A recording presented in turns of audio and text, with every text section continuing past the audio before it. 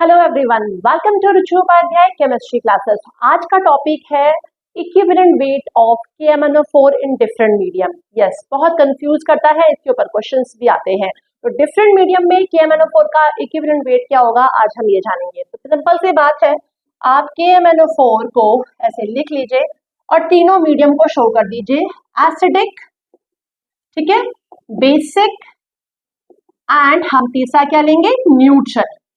आपको पता है आपके तीन मीडियम है। KMnO4 की हम बात करते हैं डिफरेंट मीडियम में, तो एसिडिक में बात करें तो हम क्या बोलते हैं, MnO। हम बेसिक में बात करें तो हम बोलते हैं K2MnO4। न्यूट्रल में हम क्या बोलते हैं, MnO2।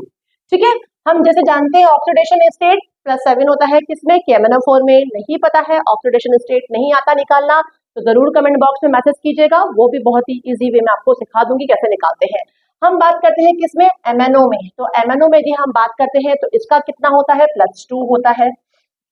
क्लियर है। हम K2MnO4 में भी हम बात करते हैं तो MnO4 कितना होता है, +6 होता है। और हम न्यूट्रल पे बात करते हैं तो होता है हमारा +4। अब मैडम ये समझ नहीं आ रहा है ना, थोड़ा कंफ्यूजन हो रहा होगा।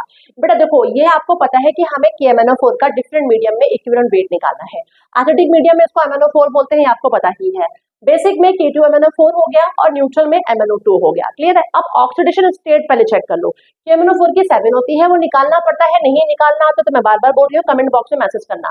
+2 +6 होगा K2MnO4 का, +4 हो जाएगा आपका किसका, MnO2 का। अब ये हो गया, तो अब आप कैसे निकालेंगे इक्विवेलेंट वेट। इक्विवेलेंट वेट आपको पता ही था, मैंने बताया था, मॉलिक्यूलर वेट होता है अपॉन x होता है ना। यहाँ पे x क्या होगा ये देखना है। तो MnO के केस में भी हम बात करें तो आप लिखोगे मॉलिक्यूलर वेट अपॉन क्या होगा, यहाँ पे देखिए 7 है और यहाँ कितना है, 2 है, तो 7 माइनस 2 कर देंगे, कितना हुआ, 5। तो आप यहाँ पर 5 से, एसिड के केस में, एसिड मीडियम में आप 5 से डिवाइड करेंगे मॉलिक्यूलर वेट को। K2MnO4 बेसिक में बात करें तो देखिए यहाँ पे कितना हो जाएगा, मॉलिक्यूलर वेट अपॉन K2MnO4, यहाँ 7 है, यहाँ 6 है, तो 1 बचा, माइनस कर दिया हमने। न्यूट्रल में देखेंगे तो यहाँ 7 है, यहाँ 4 है, तो मॉलिक्यूलर वेट अपॉन कितना हुआ, 4 में से 7 गया तो बचा 3, है ना। तो ये हो गया डिफरेंट मीडियम में इक्विवेलेंट वेट को निकालने का तरीका। आपको मॉलिक्यूलर वेट तो निकालना आता है, एटॉमिक मास को काउंट कर ले। हम कंफ्यूज होते हैं किसमें, वो एक्स फैक्टर, वो वैलेंसी फैक्टर जो होता है हमारा, वो हम कैसे पता करें। तो यहाँ पर देखिए मैंने आपको बता दिया कि कैसे आपको निकालना है। एक छोटा सा ट्रिक और है, यदि आप यूज करना चाहे तो कर सकते हैं। आपको लिखना है बैन। बैन मतलब बेसिक, एसिडिक, न्यूट्रल।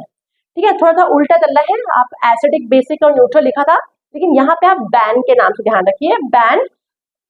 फिर आप आगे लिखेंगे I leave you. What, I leave you, not I love you. यहाँ पे आपको बोलना है आई लीव यू। ओके, तो बैन लिखा हुआ है और यहाँ आगे क्या लिखा हुआ है, आई लीव यू। तो क्या समझ में आ रहा है, देखिए बी को हम लेके जा रहे हैं आई के पास। आई में कितने वर्ड्स है, 1 है, तो जब यदि बेसिक मीडियम है इसका मतलब आपको 1 से डिवाइड करना है। देखिए बेसिक मीडियम में आपने मॉलिक्यूलर वेट को 1 से डिवाइड किया है। अब एसिडिक मीडियम की बात करें, देखिए यहाँ पे लीव लिखा है, इसीलिए लव नहीं लिखा था, लीव मतलब 5 इसमें वर्ड्स आ रहे हैं, तो ये देखिए 5 हो गया। तो आपने देखा एसिडिक मीडियम में मॉलिक्यूलर वेट को 5 से डिवाइड किया गया है। न्यूट्रल की कहाँ बात करते हैं, तो न्यूट्रल में देखिए यू, यू मतलब 3 है, कि हम उसको 3 से डिवाइड कर रहे हैं। तो बैन आई लीव यू, ये एक शॉर्ट सा ट्रिक है KMnO4 के लिए। इस ट्रिक को ले लीजिए आप, इस ट्रिक से आप बहुत ही इजिली, फिर तो आपको ये पूरी कहानी भी याद करने की जरूरत नहीं है, आप सिर्फ बैन आई लीव यू लिख लेंगे। बैन मतलब बेसिक में आई है, आई मतलब 1 है, इसका मतलब मॉलिक्यूलर वेट अपॉन 1 हो जाएगा। एसिडिक में लीव मतलब 5 वर्ड से 5 आपका हो गया, तो molecular weight upon 5। And N मतलब यू, यू में 3 है, तो आप 3 से डिवाइड कर देंगे, है ना। इजी ट्रिक, मेरे ख्याल से तो समझ में आपको आ चुका होगा कि कैसे डिफरेंट मीडियम में हम KMnO4 का इक्विवेलेंट वेट निकालते हैं। तो आप ये ट्रिक देख लीजिए, या आपको इस तरीके से आपको देखना है तो उस तरीके से आप याद कर लीजिए, समझ लीजिए। कहीं कंफ्यूजन हो तो कमेंट बॉक्स में मैसेज जरूर कीजिएगा कि आप क्या जानना चाहते हैं, और यदि कहीं भी कुछ भी कंफ्यूजन आपको दिख रहा हो तो। टाइम है लाइक करने का, सब्सक्राइब करने का, और अपने दोस्तों से शेयर भी जरूर करिए।